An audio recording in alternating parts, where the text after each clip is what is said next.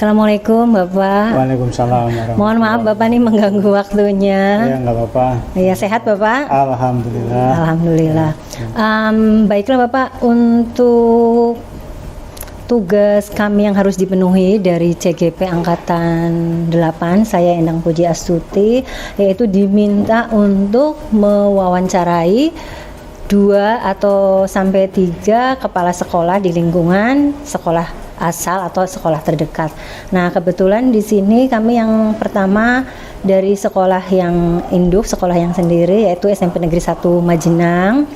Dan dalam hal ini apa saja yang akan kami sampaikan yaitu berkaitan dengan keputusan pengambilan dari kebijakan sebagai seorang pemimpin. Nah, ini nanti kira-kira berkaitan dengan 4 paradigma yang akan disampaikan, yaitu mencakup misalkan hal yang berkaitan dengan dilema etika, ada individu dengan versus masyarakat, kemudian kebenaran lawan kebenaran lawan kejahatan seperti itu, kemudian ada ketiga prinsip yang berdasarkan role based thinking, kemudian ada care based thinking, kemudian ada end based thinking. Nah, kemudian ada 9 langkah pengujian dalam pengambilan keputusan. Jadi dalam modul 3.1 itu kami CGP diharapkan untuk bisa mengambil data dari keputusan-keputusan kebijakan seorang pemimpin. Baiklah Bapak, untuk yang pertama yaitu kita berkaitan dengan mengidentifikasi di sini, misalkan ada tentang sebuah permasalahan atau kasus yang berkaitan dengan dilema etika atau bujukan moral. Di sini dilema etika misalkan benar dengan benar, kemudian bujukan moral benar dengan salah. Seperti itu Bapak. Iya. Yes. Gimana yang ditanyakan? Nah, yang dimaksud di sini adalah permasalahan-permasalahan. Misalkan pernah enggak menemukan masalah sesuatu yang benar dan memang benar yang harus seperti itu diselesaikan. Atau mungkin sesuatu yang benar tapi karena kebijakan berarti kita mungkin salah dalam memutuskan. Tapi sebenarnya itu benar gitu loh, Bapak. Itu yang berkaitan dengan permasalahan. Memang dalam perjalanan kepemimpinan lah di sebuah sekolah, mungkin juga di lembaga lain itu banyak sekali permasalahan, dan kadang-kadang permasalahan itu ada yang berbenturan dengan begitu Bapak, regulasi, ada yang berbenturan dengan mungkin norma, etika dan sebagainya. Itu ya sering lah permasalahan seperti itu sering terjadi. Akhirnya menjadikan sebuah dilema ya Bapak ya. Iya betul. Ya, nah, jadi di situ peran seorang pemimpin untuk bisa memberikan keputusannya ya Bapak ya. Kemudian untuk selanjutnya nih Bapak, dalam menjalankan pengambilan sebuah keputusan terkadang kita berada pada sebuah kepentingan ya. Mungkin di situ ada 2 kepentingan atau lebih yang mungkin kepentingan itu sama-sama benar dan sama-sama mengandung nilai kebajikan. Nah, mungkin dalam permasalahan pernah terjadi seperti itu Bapak? Ya, kalau misalnya terjadi seperti itu, yang pertama kita acuannya adalah regulasi. Kemudian di samping regulasi mungkin kebijakan dinas, karena kita memang di bawah dinas, di bawah pemerintah, sehingga acuan pokoknya ke sana, baru mungkin pertimbangan-pertimbangan yang lain. Jadi tetap mengacu kepada regulasi yang ada ya Bapak dari dinas itu. Baiklah, untuk selanjutnya ketika ada sebuah permasalahan atau kasus, otomatis ada langkah ya Bapak ya, langkah yang harus diambil, diselesaikan, kemudian ada langkah-langkah, kemudian ada prosedur juga. Biasanya tuh yang dilakukan selama ini yang seperti apa, mohon Bapak digambarkan? Biasanya yang pertama kita lihat regulasinya seperti apa. Jadi apakah itu melanggar regulasi apa tidak, kita lihat aturannya. Dan yang kedua, kita minta masukan kepada teman-teman wakil kepala sekolah, guru senior. Ini kami juga biasanya melibatkan mereka Dan yang ketiga, kami biasanya juga berdiskusi, saling sharing dengan teman-teman sesama kepala sekolah. Nggih, nggih. Itu biasanya yang kami mintai Nggih. rujukannya ke sana. Nggih. Jadi di dalamnya ada kolaborasi ya Bapak, ada kerjasama, komunikasi yang dua arah gitu ya. Oke, baiklah, untuk selanjutnya ini masih berkaitan dengan pengambilan keputusan, tapi dalam hal ini berkaitan dengan dilema etika yang tadi benar gitu, benar versus benar. Nah, selama ini yang mungkin dianggap efektif Bapak itu misalkan mohon digambarkan juga yang kira-kira dianggap efektif dalam hal pengambilan keputusan, kasus-kasus benar versus benar gitu. Benar versus benar. Ya biasanya kami kalau sama-sama benar ya kita pertimbangkan dari segi kemanfaatannya, kemudian dari segi urgensinya, yang lebih dibutuhkan yang mana, yang lebih bermanfaat yang mana. Itu kalau sama-sama benar. Oke. Baiklah, jadi kita melihat ke efektifan, manfaat untuk keseluruhan gitu ya Bapak ya. Oke, kita lanjut lagi Bapak nih. Kan dalam kasus dilema etika nih, otomatis kan pasti ada tantangan ya Bapak. Nah, kira-kira tantangan yang dihadapi dalam pengambilan keputusan itu bisa digambarkan lagi Bapak? Ya, biasanya kan memang ada kepentingan-kepentingan tertentu yang mungkin tidak bisa kita akomodasi, ya itu kita ya sebijak mungkin menjelaskan pada mereka. Sebagai contoh saja, saat ini kan kita dilarang mengangkat guru honorer. Nah ini sementara ada teman kita yang punya putra memasukkan lamaran untuk bisa di sini. Nah, mestinya kita jelaskan pada mereka bahwa memang saat ini regulasi belum membolehkan, ya mudah-mudahan nanti kalau memang sudah diperbolehkan dan kita membutuhkan, itu mungkin kita bisa akomodasi kepentingannya gitu.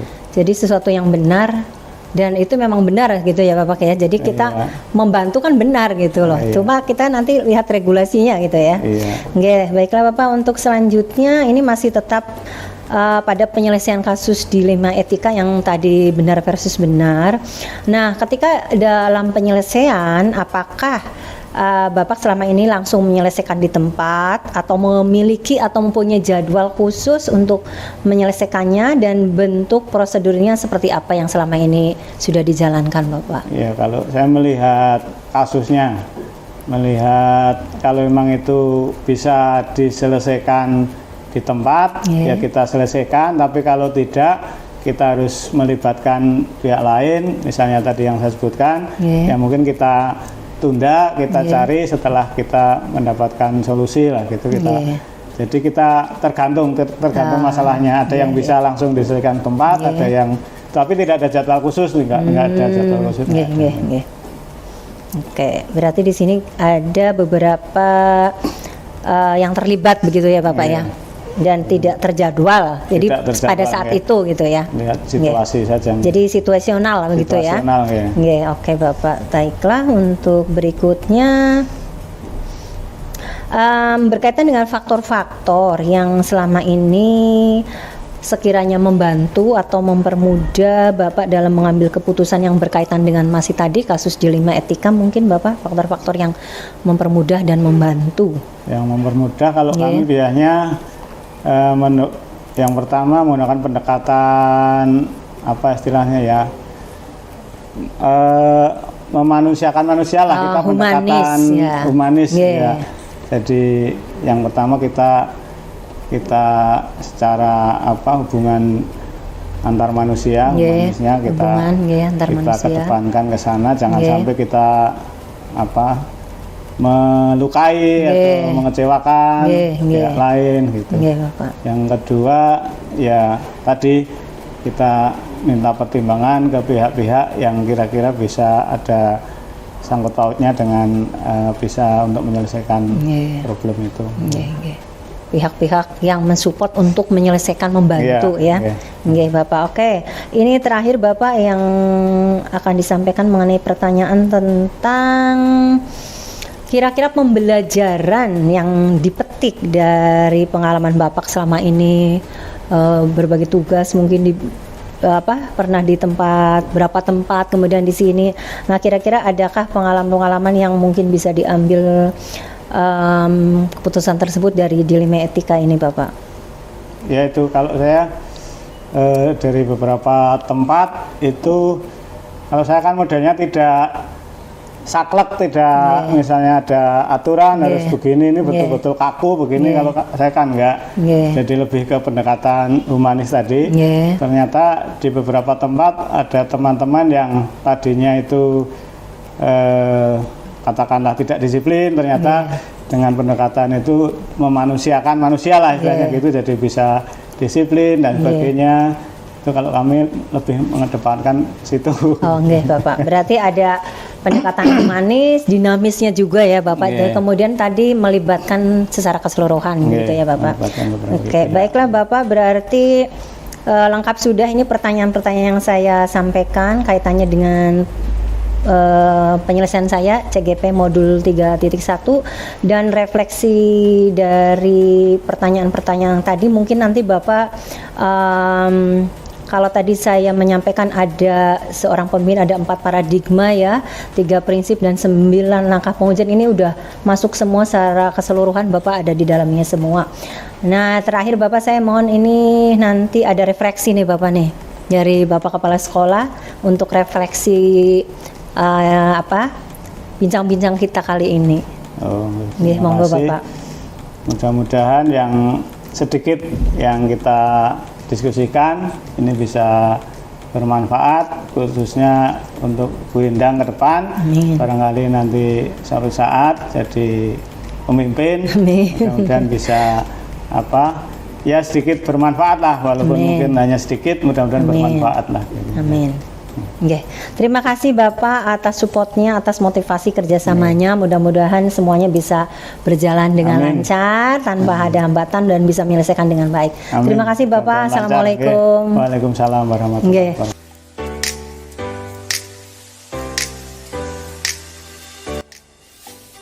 Assalamualaikum Bapak. Waalaikumsalam Bu Enda. Sehat?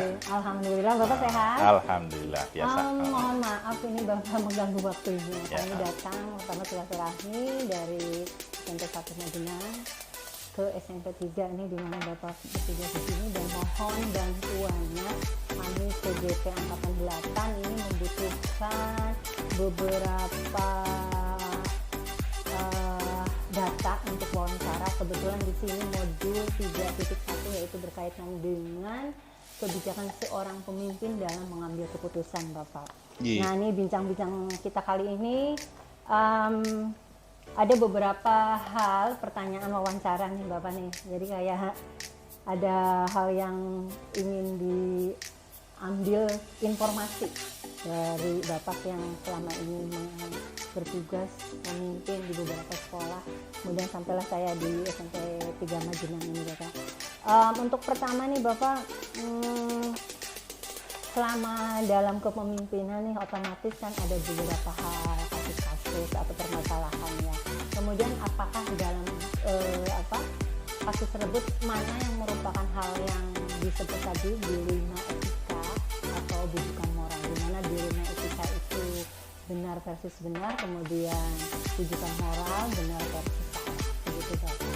Terima kasih Bu Endang, selamat datang di SMP 3 Majenang ya. Ini tempat kerja saya sehari-hari. Alhamdulillah selama ini lancar dalam tugas dan bisa bersama-sama dengan teman-teman guru untuk bisa mengelola SMP Negeri 3 Majenang ini.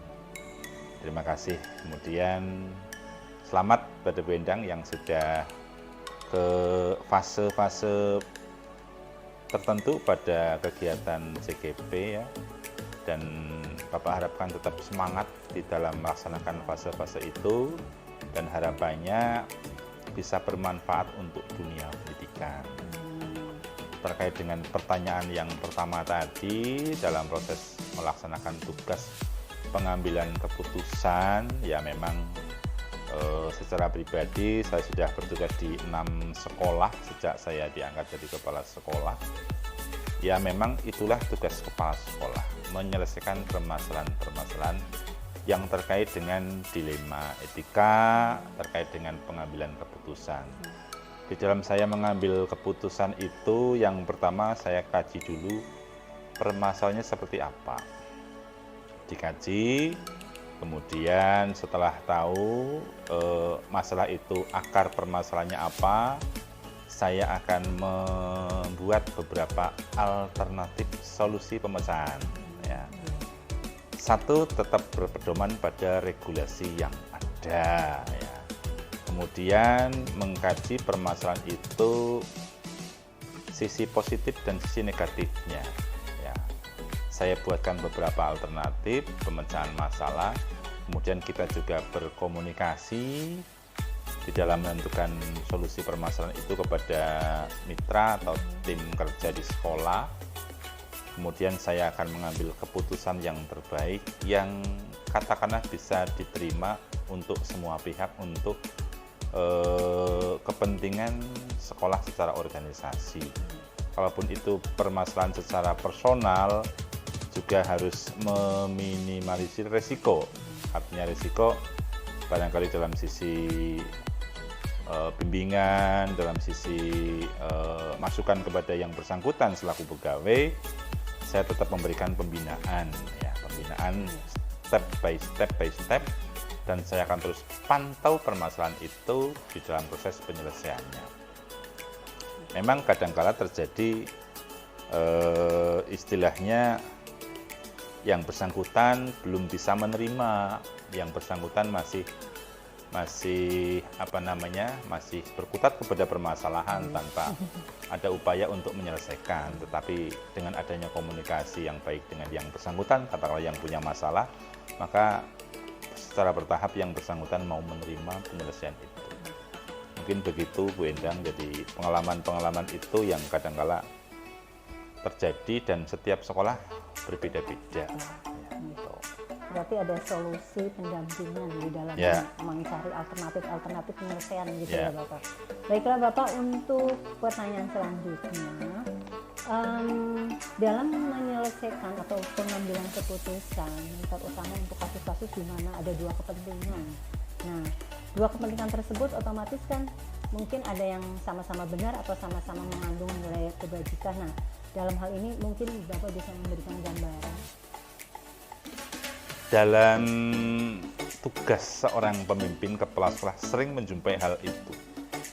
Kalau saya mengatakan itu adalah sebuah kekuatan untuk kita bekerja di sekolah. Adanya perbedaan itu adalah kekuatan kita di dalam bekerja. Dengan adanya perbedaan, maka kita akan bisa saling mengisi. Ya, jadi perbedaan itu bukan jadi permasalahan utama, tapi perbedaan itu kita manfaatkan untuk memperkuat sebuah organisasi.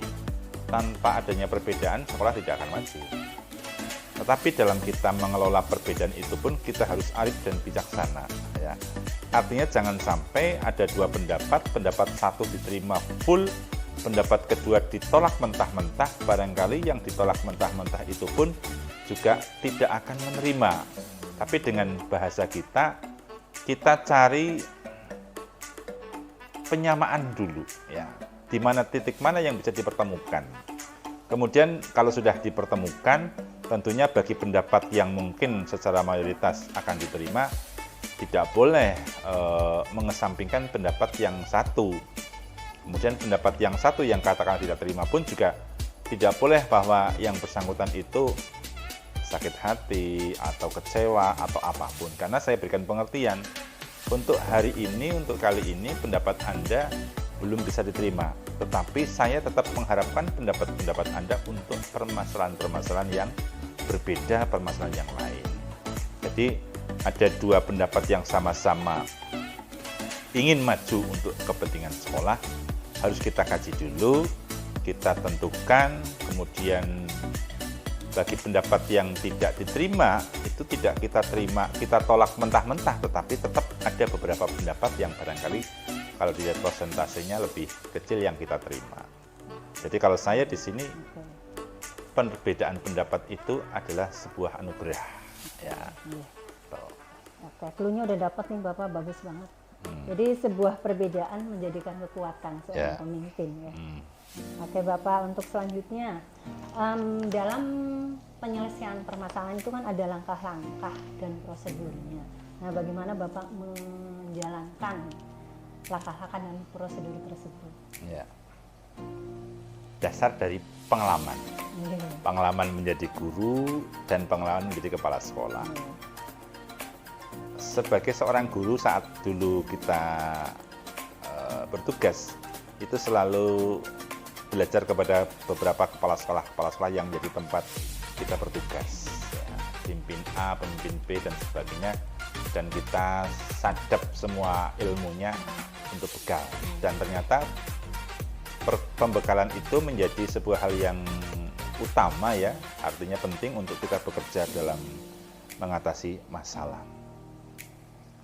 Dalam menghadapi permasalahan tidak boleh langsung membuat statement menjustis bahwa keputusannya harus ini.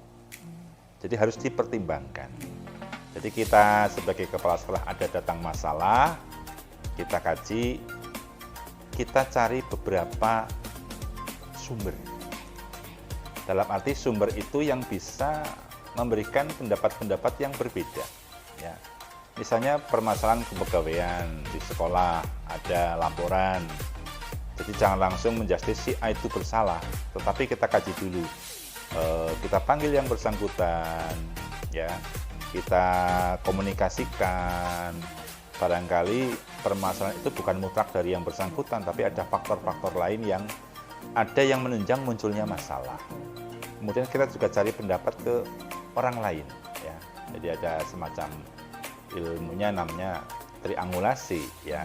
Cek dan dicek, check and balance, ya.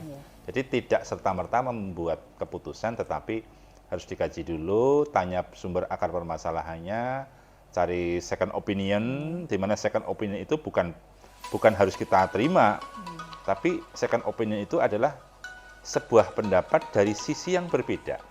Ya, misalnya ini ada kasus seperti ini, harusnya begini, tapi tidak. Kita kaji dulu dari sisi yang berbeda. Jadi ada istilah semacam logika terbalik, ya, logika terbalik untuk bisa memberikan penyeimbangan informasi kepada sebuah masalah, step by step.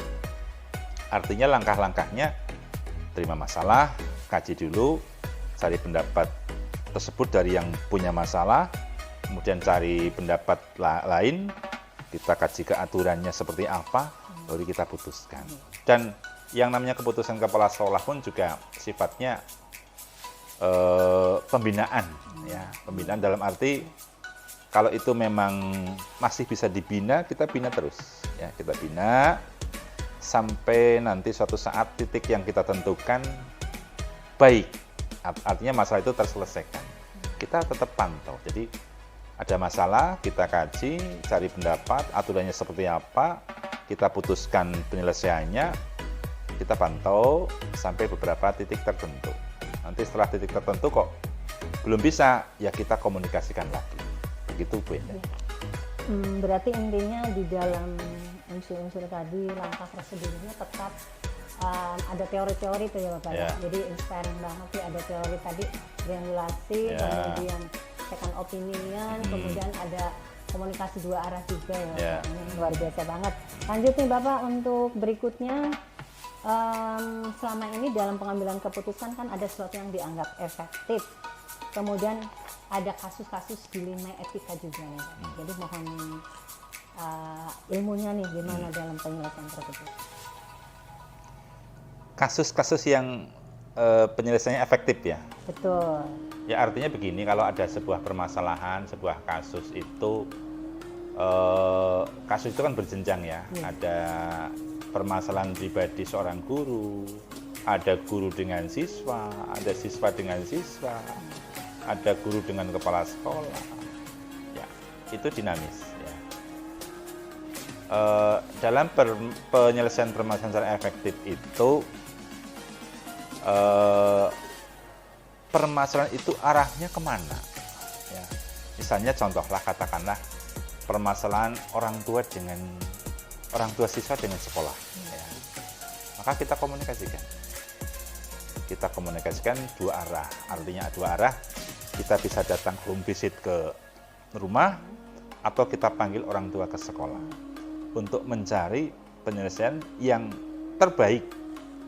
Yang menjadi kepala sekolah itu memang kepala, memikirkan semua permasalahan yang ada di sekolah. Jadi nanti kalau Ibu Endang sudah sampai tataran sana, sekarang sudah mulai belajar berkomunikasi dengan teman-teman yang sudah menjadi kepala sekolah dulu, tetapi suatu saat nanti permasalahan yang Ibu Endang hadapi serupa tapi tak sama.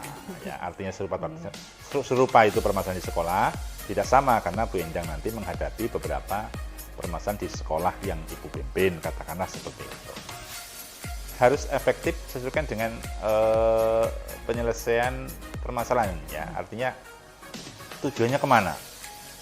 Jadi tidak usah bertele-tele, ya. Libatkan teman-teman yang memang berkompeten.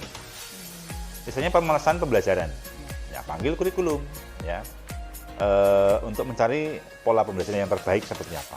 Ya. Permasalahan kesiswaan, ada guru BK, wali kelas dan siswaan. Jadi efektif itu manakala yang menangani itu pas, the right man on the right place, katakanlah begitu kalau dalam bahasa Inggris, ya.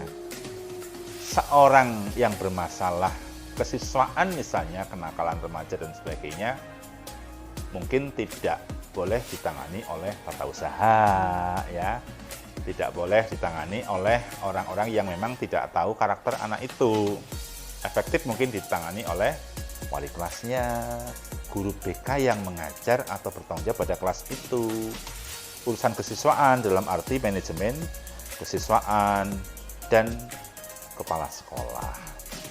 Jadi efektif tadi orangnya tepat dalam proses menyelesaikan masalah. Kalaupun ada dilema, jelas.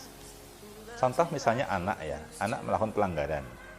Kalau dihitung, katakanlah ada sekolah yang menggunakan poin, kredit poin, anak itu sudah masuk ke limit akhir, ya, dengan keputusan katakanlah kembalikan ke orang tua. Tetapi kalau kita komunikasikan kepada orang tua, panggil ke sini, kita berikan wawasan dan yang lain-lain, dan orang tua masih sanggup untuk bersama-sama dengan sekolah membimbing, poin itu adalah sebagai upaya untuk bisa ngerem, ya, supaya tidak banyak, ya, direm dengan kasih poin. Nanti kalau poinnya sudah agak naik, kita komunikasi ke orang tua. Ayo bersama-sama membimbing anak ini supaya baik menuju ke titik yang diharapkan bersama-sama. Begitu, Bu Endang. Berarti tetap tadi ada kolaborasi, ya. Jadi melibatkan beberapa pihak. Ya. Baiklah Bapak, untuk selanjutnya, tantangan itu pasti ada, ya Bapak. Nah, itu kira-kira apa nih pengambilan keputusan, tantangan yang dihadapi ketika di berbagai sekolah? Ya. Seorang leader harus berani mengambil risiko, itu pasti, ya. Harus berani bertanding dan bisa menang bisa kalah. Itu adalah tantangan sebuah leader, kepala sekolah dalam hal ini. Tetapi kita tidak boleh melangkah itu seenaknya, ya, artinya walaupun kita berani dengan siapapun, tapi harus menggunakan aturan. Kita dasarnya adalah aturan, ya. Jadi kalau ada permasalahan-permasalahan seperti itu, yang namanya tantangan risiko pasti ada. Dan di dalam menentukan sebuah keputusan, itu kita juga harus berhitung, kalaupun ada matematik, untung, rugi. Ya, tapi dalam sebuah keputusan tidak menggunakan masalah matematik, ya. Tetapi kita berkomunikasi. Ya. Ada katakanlah manfaat dan mudarat, ya. Ada bagaimana untuk kepentingan organisasi secara umum, ada kepentingan anak secara pribadi ataupun orang tua, dan harus siap menanggung resiko. Tetap kita dasarnya adalah aturan dan sudah kita komunikasikan. Misalnya anak melakukan pelanggaran, kita harus bisa mempertimbangkan apakah kita masih mampu membina anak itu. Kalau sudah tidak mampu, kita kembalikan ke orang tua. Orang tua protes, ya kita harus berani. Ya, ini saya kembalikan putra Bapak Ibu kepada panjenengan untuk diteruskan. Barangkali di tempat lain bisa menjadi lebih baik. Itu adalah sebuah resiko. Termasuk di dalam kepegawaian. Memanage benda hidup itu lebih sulit daripada memanage benda mati. Mereka adalah mitra dan teman kita. Tetapi dalam bekerja itu tetap kita harus berpedoman pada aturan.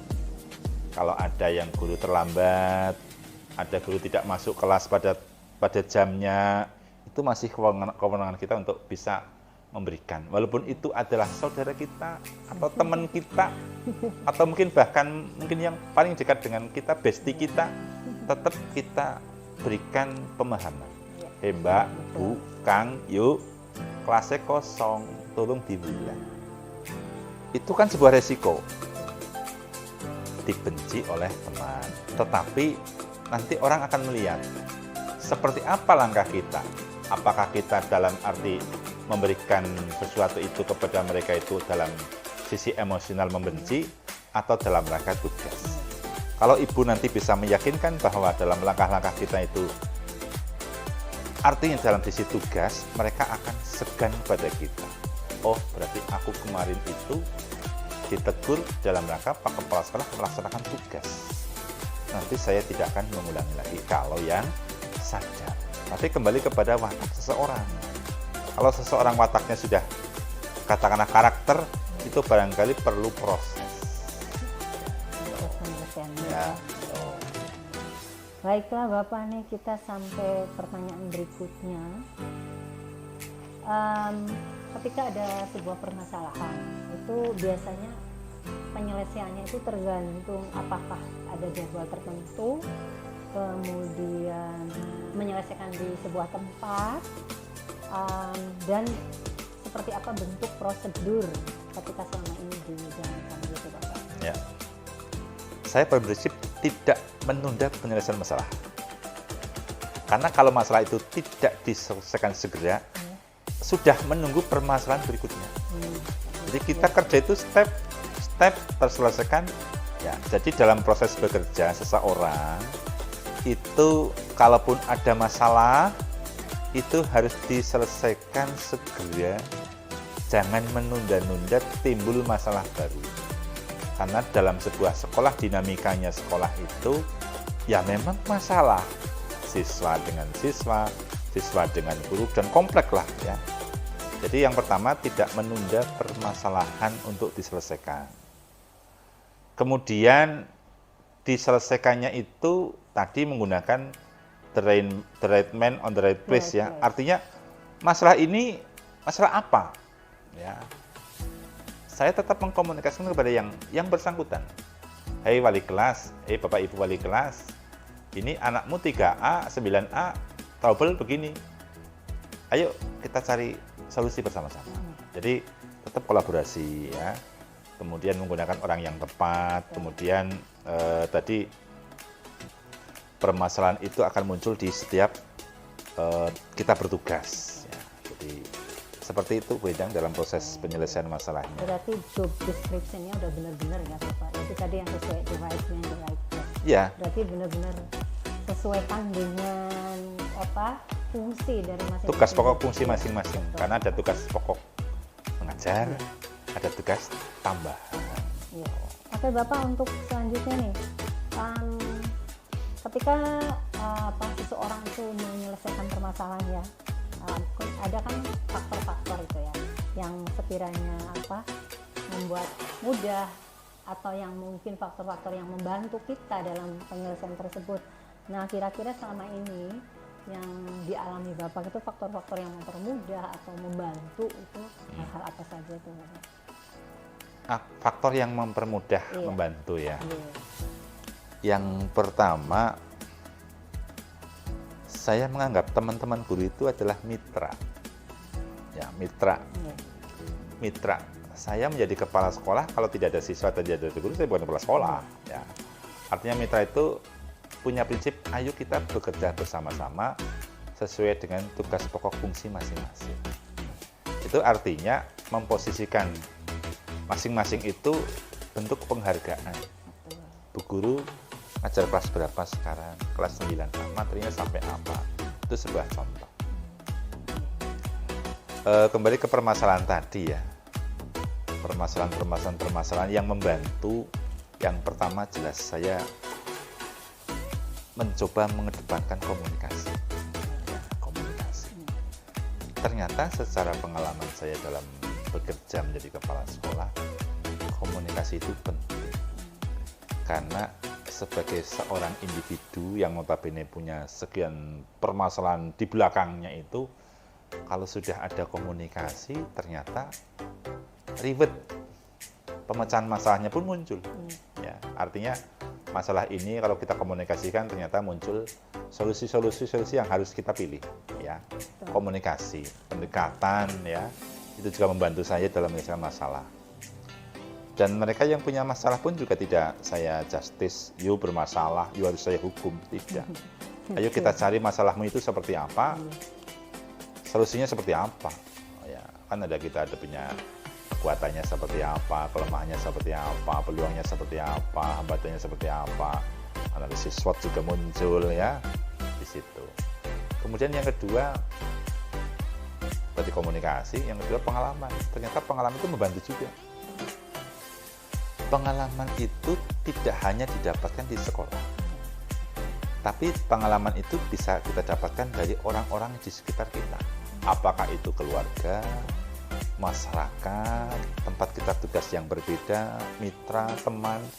Ternyata pengalaman itu menjadi salah satu bekal kita dalam proses mendukung menyelesaikan masalah. Ya. Jadi kalau ada masalah di sini agak mirip-mirip, aku pernah mendengar di sana juga masalahnya seperti ini. Di sana seperti ini solusinya. Barangkali di sana sedikit kita terapkan seperti ini di sini. Jadi jarang ada permasalahan yang baru. Dalam arti baru itu yang baru pertama saya alami. Ya. Semakin banyak masalah sebagai seorang kepala sekolah akan semakin membantu pengalaman dalam proses menyelesaikan permasalahan. Jadi kalau ada masalah jangan tinggal ya. Ada tamu nggak perlu, temui saja. Apa maksudnya? Pasti mereka butuh komunikasi. Ya, Pak, di sini berarti ada sebuah kemitraan yang dibangun. Ya. Kemudian dari teori tadi analisis SWOT juga. Ya.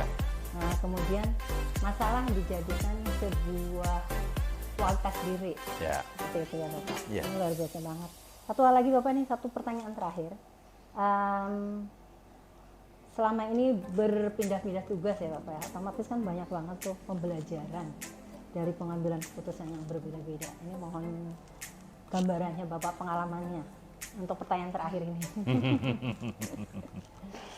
Ya memang dalam bertugas dari satu tempat ke tempat lain, tentunya kita yang pertama tidak boleh menyamakan bahwa tempat itu sama dengan tempat kita sebelumnya. Jadi harus tahu, observasi itu penting bagi seorang yang menempati tempat tugas yang baru. Ya. Di sekolah X kita bagus, tapi belum tentu di sekolah X itu kita tempatkan di sekolah Y bagus. Ya. Karena kita harus tahu seperti apa sekolah Y itu, ya. Di mana kekuatan, peluang dan semuanya tidak sama. Jadi dalam mengelola kepemimpinan di setiap sekolah itu kita harus tahu dulu apa yang terjadi di sekolah itu. Kita observasi. Lanjut tadi, SWOT juga muncul. Oh, sekolah ini kekuatannya di sini, kelemahannya di sini. Peluang kita dapatkan sesuatu itu dari sini. Hambatannya di sini. Itu seperti itu. Misalnya kalau saya di Manggu 1, saat itu saya dapat tantangan dari komite sekolah.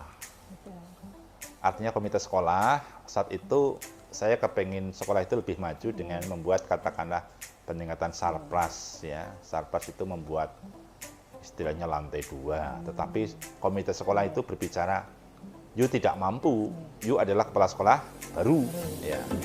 Tetapi dengan tadi komunikasi saya ajak berpikir, ternyata mereka lama-lama terbuka mendukung kebijakan yang saya berikan kepada sekolah.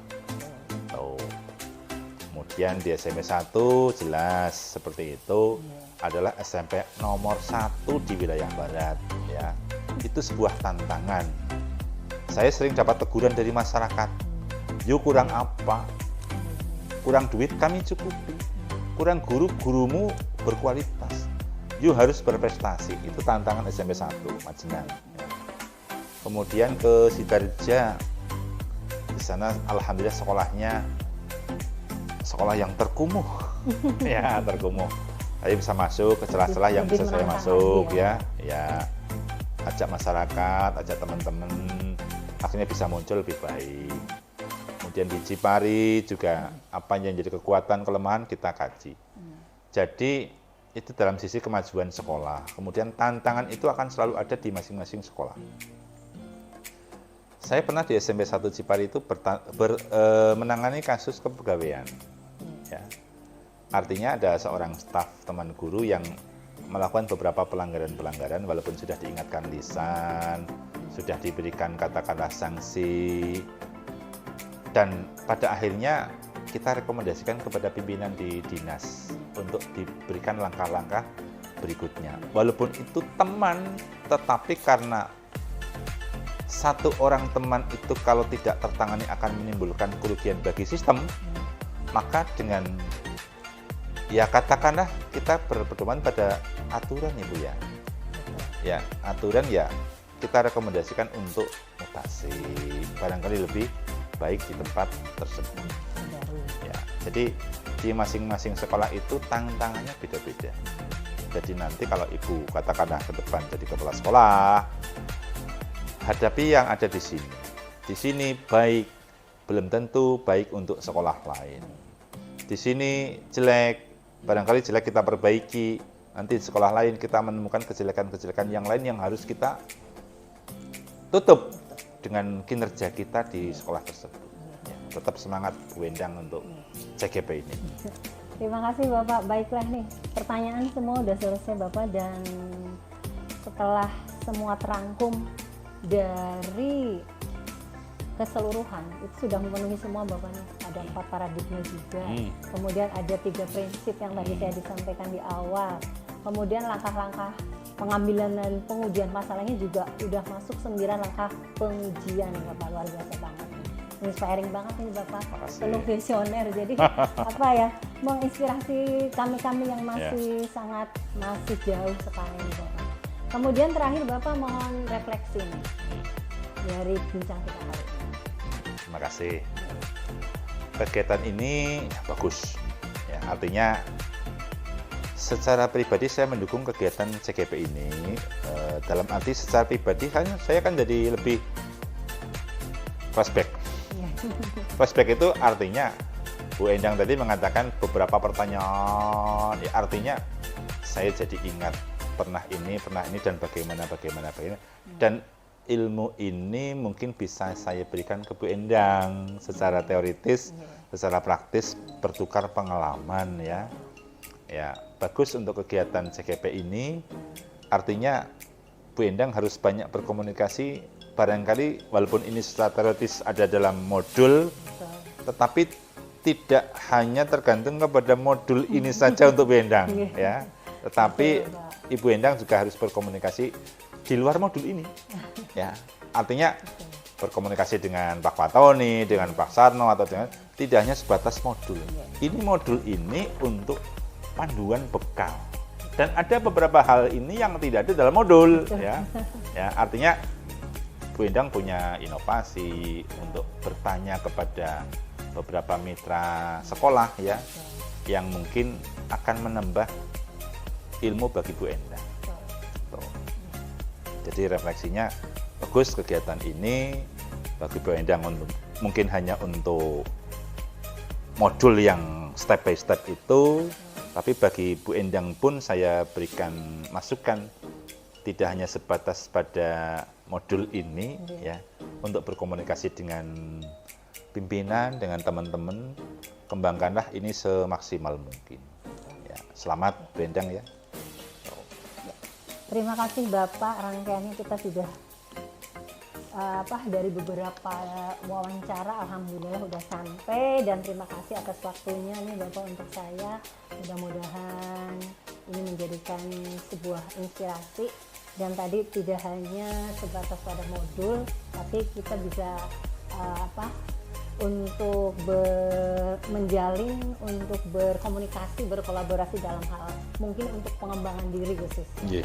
Ya, terima kasih Bapak atas waktunya, atas support motivasinya. Terima kasih. Assalamualaikum warahmatullahi wabarakatuh. Waalaikumsalam warahmatullahi wabarakatuh. Terima kasih Bu Endang.